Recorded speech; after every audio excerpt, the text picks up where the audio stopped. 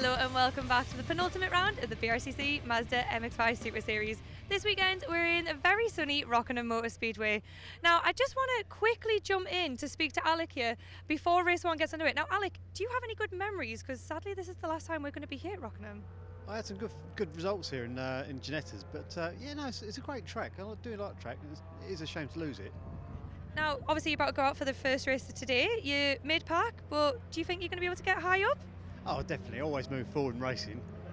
Brilliant. Well, we'll wish you the best of luck, and we're going to hand this straight over to Andy to run you through all the action. Yeah, thanks, Lyndsay. Here's how the grid lines up then. Jake Bailey and Josh Jackson, as ever, at the front of the grid, with James Kell with a strong qualifying on row 2 alongside Richard Breland. Sam Bailey and Jeremy Crook are next ahead of Alec Livesley and Matt Pickford on row 4. Simon Fleet and Patrick Collins round out the top 10 ahead of Simon Woods and Javier Brook, Richard Norris and Liz Walton, whilst Ronnie Garrick is a newcomer at the back of the grid. Well, let's get ready to go racing then for 20 minutes. The first time this weekend here at Rockingham. Away we go. Good start by both front row men. A great start made there by Richard Breland from the outside of row number 2. He will make it 3 abreast for the race lead with Bailey on the inside. In the middle is Josh Jackson, and around the outside line is going Richard Breland. It's the long way round, but it might be where the space opens up down at the traditional pinch point at the Dean hairpin. On board with Josh Jackson, there is Jake Bailey on the inside line. Bailey looks like he's going to lead. Where did Breland get to though? He's backed out of it all. I think he's down there in about 4th place. Actually found his way onto the inside line somehow, just ahead of Sam Bailey. On board with Matt Pickford, looking backwards. That's Patrick Collins. We're now looking forward from Patrick's car as he drops down the gears in towards Yentwood. This first right-hander. Around the outside there is the number 70 machine of Javier Brook. Back on board with Patrick Collins as he turns now through Chapman Curve. Corner that goes on for quite a long time, and then in towards Piff Paff on the full international super sports car long course this weekend at Rockingham. As Lyndsay was saying, sadly the final time that the BRSCC will race here.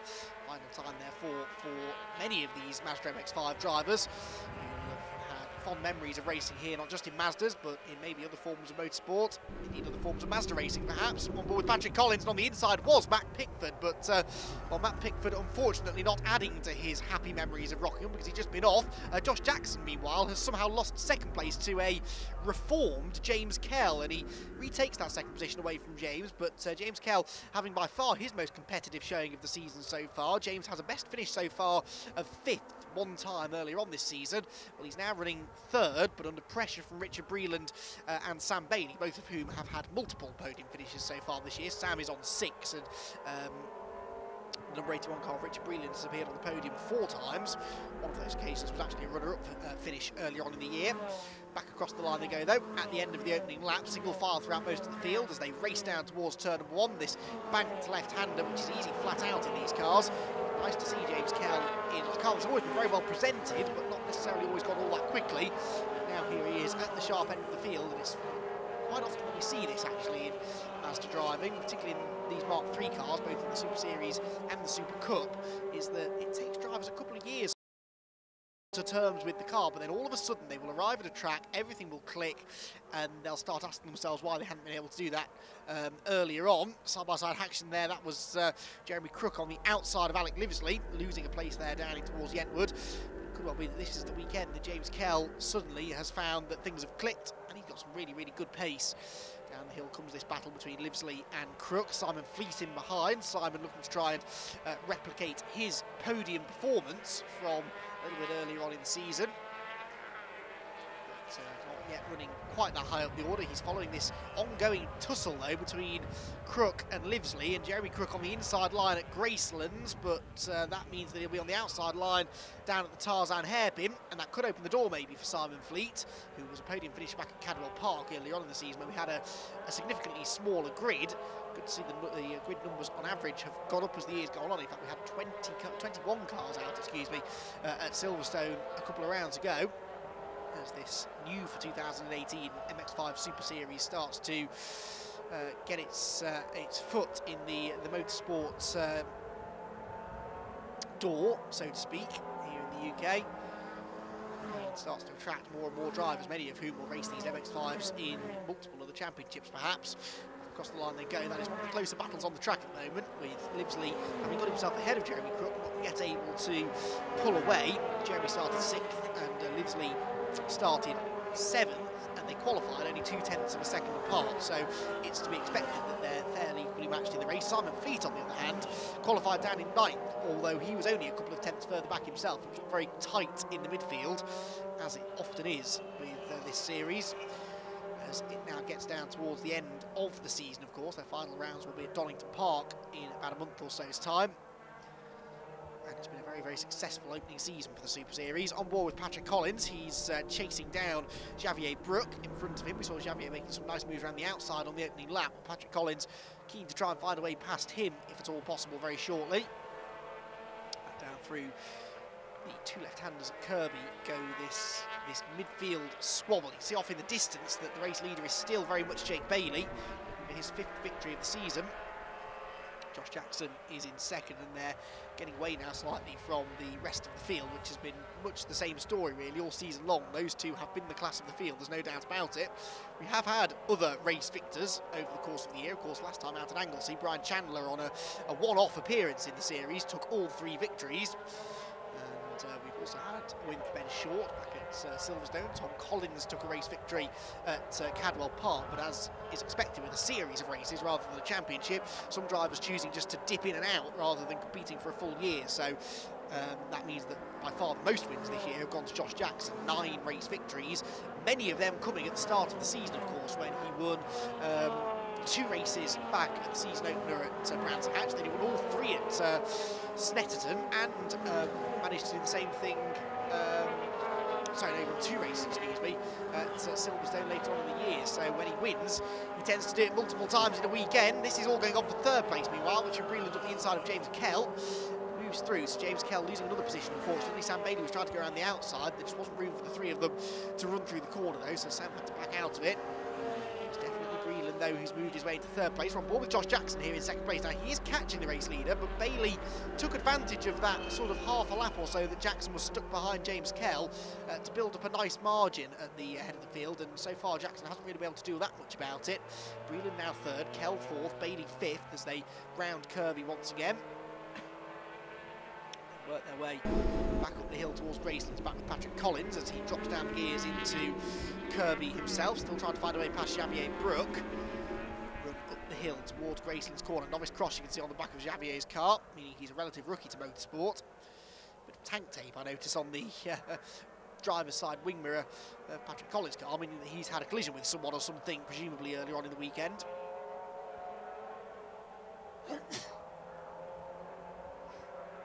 So back down towards the Brook chicane goes this fight for 3rd position, and it is James Kell defending for 4th position now, having to defend like his life depends on it to try and keep Sam Bailey at bay. You remember James's best finish so far this year has been a 5th place, so he doesn't really want to lose this position and just match his best finish. He would rather improve on that if he could. To do that, though, he has to keep Sam Bailey behind him for another 12 minutes or so.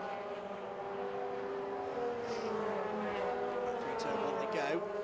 Bailey, father of Jake Bailey, the race leader, and there we get a good view of him out in front, but by an ever-decreasing margin, I'd say. Josh Jackson looks to be catching him slightly as they round the Dean hairpin, make their way towards Yentwood.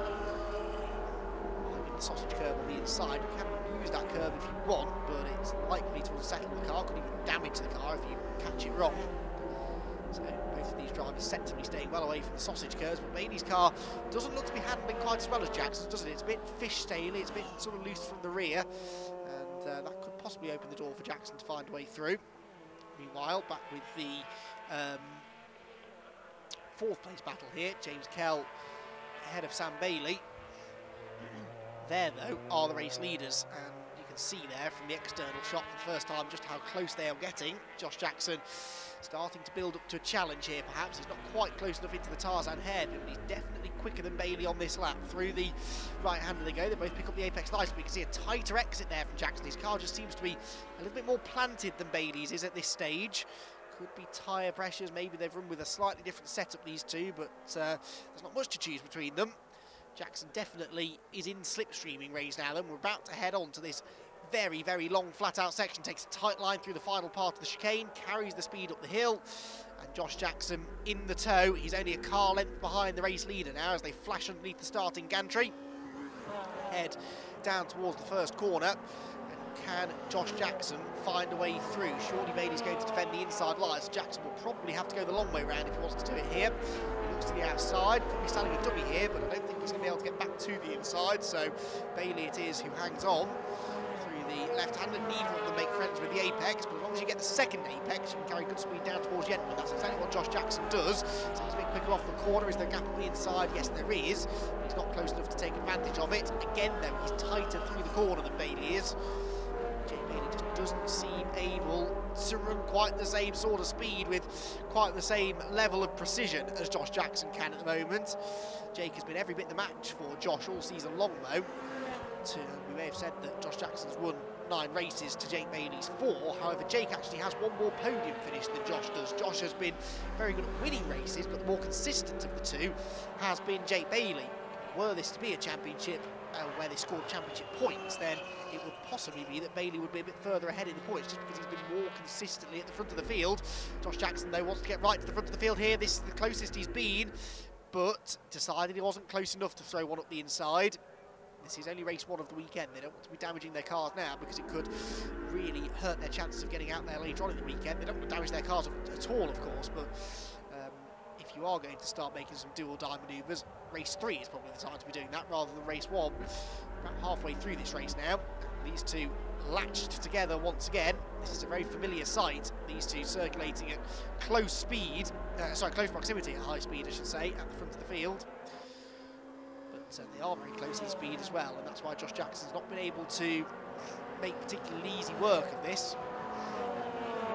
Jake Bailey still in the lead of the race, but Jackson again using the toe. You can see there visibly from on board with the second place car the aerodynamic advantage of running in the slipstream with the car in front.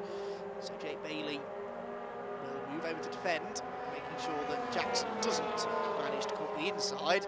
And it's hard to go around the outside of Dean Hairpin. If you can, you get the inside for this corner, the end one, but you always risk being put in the weeds coming off the turn. This though is the sequence of corners where we were watching from on board with Jackson a lap ago, and it did look as though Bailey's car was a little bit tail happy. It looks a little more secure this time around, but it's still just sliding around that little bit more. Maybe a setup change required between races for Bailey as they head into the double apex left-hander at Corby. Careful not to run out over the curb on the exit of the corner. Jackson watching the mirrors, but there's no one there. They're comfortably ahead of Richard Breland in 3rd. Richard looking good for his 5th podium of the year. Whether or not Sam Bailey can get into 4th position awaits to be seen, but right now his son Jake is coming under all sorts of pressure from Josh Jackson, although Josh not quite as close this time into Tarzan, but let's see if he takes that tight line out again. Not quite as tight as previously, and so Bailey just starts to pull back away. You can see Bailey carrying a bit more speed off the turn there, pulling the gap back out again. Got a glimpse there in the background of Richard Breland still in 3rd, as Jake Bailey turns through the Brook chicane once again into the final 3rd of the race. So far, he's had an answer to all of the questions being asked of him by Josh Jackson, who's actually further back than he's been for a few laps now, not able to quite get the run in the slipstream. Now, Josh Jackson has set the fastest lap, but that was on the previous lap, it wasn't that time around. So, Josh Jackson with a 143.5, that would have been good enough for 2nd on the grid yesterday. Of course, he did qualify 2nd on the grid, did Jackson. The battle going on further back, and Jeremy Crook is now ahead of Alec Livesley, although there's a bit of damage I noticed to the back of Livesley's car, so whether or not that was done with a bit of assistance I don't know, but Crook is ahead, locking up in the background Simon Fleet as he tries to become a part of this fight. He's been with them since the start of the race, but never quite close enough to really get involved. Simon Fleet, who's blown a bit hot and cold this year. He's had a few top 5 finishes and always on the fringes of the front runners, but never sort of quite able to get up there and challenge for podiums. This sort of indicative of the fact that he's not quite able to stay with Crook and Livesley. Always there or thereabouts this time, and a fairly experienced driver, as indeed are all 3 of these. They've all been around for a little while now in Mazda racing, and still enjoying themselves. And of course, it's really the main point of the Super Series. It's good fun. There are no championship points to worry about. There are no scores to be settled. It's just a series of races, and winner takes all, essentially. Not fighting for the race lead, you'll still be enjoying yourself, and this has been a fascinating battle to watch. Alec Livesley looking to the outside there into Tarzan, not necessarily trying to go around the outside there, but trying to get the better exit from the corner and maybe draw alongside down the school straight, which it looks like he might be able to do, but he's only going to be shown the outside line. Jeremy Crook dives down the middle of the road, defends the inside ground into the chicane, and so stays in front for the time being. It's the battle for 6th position going on here. Oh, Alec Livesley really sideways out of the chicane. That was a big old moment, gathered it together nicely. Just costs him a bit of speed out onto the pit straight. Just got a glimpse in the background of this battle going on. This is still Xavier Brook fending off Patrick Collins. It doesn't matter what Patrick throws at the number 70 car. It's not getting out of his way. But Patrick Collins, well, try and move through if at all possible. This is likely to be the only position he gains all race though, so he may as well take his time over it. Down towards the Dean Hairpin, he goes from the outside to the inside. That was a beautiful move from Patrick Collins. He sold the dummy there, made Xavier Brook think that he was going to the outside line, and then just nicely, smoothly dropped down to the inside. He runs wide on the exit though, so Brook gets back alongside towards Yentwood. It's the outside line here, but he could maybe cut back to the inside into Chapman. No, not quite close enough, so Patrick Collins has now gone through. Now we'll see whether or not he's able to pull away and get a bit further up the road. Path, this, let's say, flat out sequence of corners in these cars. And then into Kirby, and tight line being taken by Xavier Brook there. I'm not quite sure why. He wasn't really close enough to attack Collins, but Patrick takes advantage of that to pull back away. Well, we saw a lap or so ago that Jake Bailey was pulling away from Josh Jackson. That is not happening now though. Josh has caught him back up again. And so as we go into the final few minutes of the race, 2 more laps to go, I reckon, after this one. Josh Jackson is right back with Bailey. If anything, he's closer than he's been before coming onto the pit straight. So with the effect of the slipstream, he's definitely going to be close enough to get alongside down towards the Dean Hairpin. The question is, will it be the inside or the outside? Well, he actually gets there before they get to the hairpin. He's able to almost draw alongside through turn 1, which means he has to go to the outside. Cuts back to a tight exit. Now he's up the inside line. This might do it for Josh Jackson if he's late enough on the brakes, but Bailey looked like he was later on the brakes. Is he too late? Gets the car stopped, runs a bit wide, but I think Jake Bailey will hang on. That was a good bit of driving there, good awareness from Jake Bailey. He realised that he'd given up the inside line. The only chance that he had of holding on to the lead was to outbrake Josh Jackson, and that's exactly what he did. They both use the curb quite a lot that time through Yentwood. Avoiding it through Chapman. Again, Bailey's car is just sliding around as it turns through the right-hander, and then the left-right flick at Piff Paff. Jackson right with his season-long sparring partner though, and Bailey takes a wide line into Kirby. Jackson almost thought the door had been opened for him then, but then realised that Bailey was simply taking the wide line in to really pick up that second apex, carry good speed up the hill towards Gracelands. So he backed off to avoid contact, but Jackson definitely looks the quicker of the two at the moment. Back out of Grayson as they go, dropping down the hill towards Tarzan. Is there a gap at the inside? No. So to the outside goes Jackson now. Is he going to try and go right around the outside? No. Cut it back to this late apex. He's been strong through here all race, and Jackson will be alongside now down towards the Brook chicane, but it is the outside line, and it's almost impossible to go around the outside there. Jackson ducks back in line, thinks about the inside line.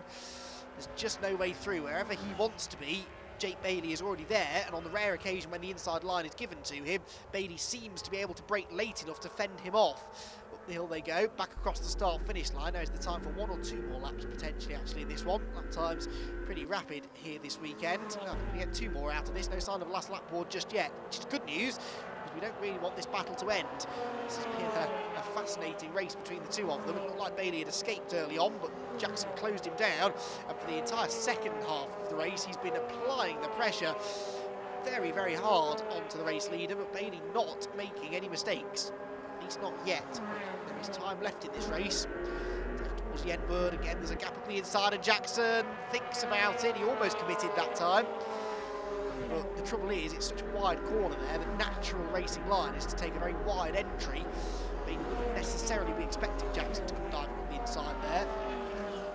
Of course, there is an argument to suggest that that's probably Jackson's best chance to pass, is at a point at which Bailey's not expecting. It's also the bigger chance of there being some contact, which is not something that these two would be keen to do. They'll both want to avoid that if they can. Up the hill towards Gracelands once again, and Jake Bailey, well, it's been a really good defensive drive this. And Josh Jackson, despite being arguably the quicker of the two, hasn't yet been able to find a way through. He's building back up to another challenge here, though. And there's a gap up the inside line. He's going for it this time. Josh Jackson is there. Do they rub panels? Not quite. That was a peach of a move for Josh Jackson. He goes through. He takes the race lead. Now, can Jake Bailey fight back, or is Josh Jackson going to be able to deliver on the promise of the pace that he seems to have? Can he pull away from Bailey, or is he going to be a sitting duck in the slipstream, I wonder? Out of the Brook chicane they go. You can sort of see that coming, though. He carried good speed through Graceland's, got the inside down towards Tarzan. Bailey's had a good exit from the chicane, though, and he's back in the tow as they cross the start-finish line. Down towards turn one they go once again. And Jake Bailey it is who is trying to use the slipstream now to find a way back through to the race lead that he's held all race long. Through turn one, he's trying to get at the inside line. Is there room? Is there room? There might be. He's pushed down below the white line, but he's there. Jake Bailey's back up the inside. Fantastic stuff.